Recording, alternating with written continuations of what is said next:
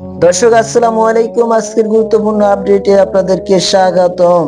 সারা বিশ্বের সবচেয়ে জনপ্রিয় ফ্র্যাঞ্চাইজি লিগ টি-20 tournament Indian Premier League IPL আগামী বছরের 26শে মার্চ গড়াবে 10 দলে মার্কাটিং এই টুর্নামেন্টের 19তম আসর। আসন্ন আসরকে সামনে রেখে গতকাল মঙ্গলবার 16 ডিসেম্বর সংযুক্ত আরব আমিরাতে আবুধাবিতে অনুষ্ঠিত হয়েছে আইপিএল এর মিনি নিলাম। আসন্ন আইপিএল এ একমাত্র বাংলাদেশি হিসাবে কলকাতা নাইট রাইডার্সের হয়ে খেলবেন মোস্তাফিজুর রহমান। নিলামে কাটার মাস্টারকে 9,20,00,000 রুপি খরচ করে দলে বেরিয়েছে কলকাতা, যা আইপিএল ইতিহাসে কোনো বাংলাদেশির পক্ষে পাওয়ার সর্বোচ্চ দাম। কিন্তু এত অর্থ খরচ করেও ফ্রিজকে পুরো মৌসুমে পাওয়া নিয়ে আশঙ্কা তৈরি হয়েছে কলকাতার। আগামী বছরে এপ্রিলে 3টি করে ওয়ানডে ও টি-20 ম্যাচ সিরিজে খেলতে বাংলাদেশ সফর আসার কথা রয়েছে নিউজিল্যান্ডের।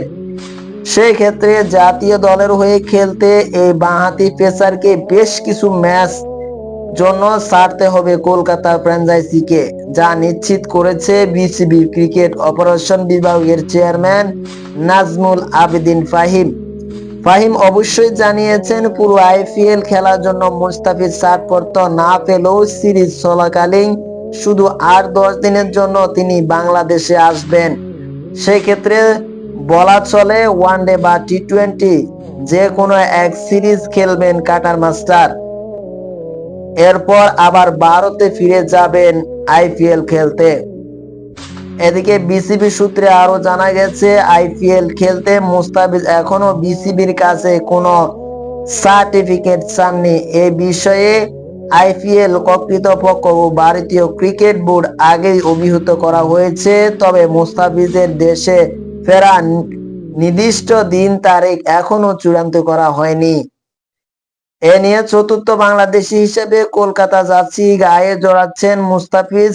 এর আগে মাশরাফি বিন মুর্তজা, সাকিব আল হাসান ও লিটন দাস ফ্র্যাঞ্চাইজিটির হয়ে খেলেছেন। সব মিলিয়ে লিগটিতে নিজেদের ষষ্ঠ ফ্র্যাঞ্চাইজির হয়ে খেলছেন ফ্রিজ। এদিকে 8 মৌসুমে 5 ফ্র্যাঞ্চাইজির হয়ে খেলা মুস্তাফিজ প্রথমবার কলকাতা যুক্ত হতে পেরে উচ্ছ্বাস প্রকাশ করেছেন মুস্তাফিজ।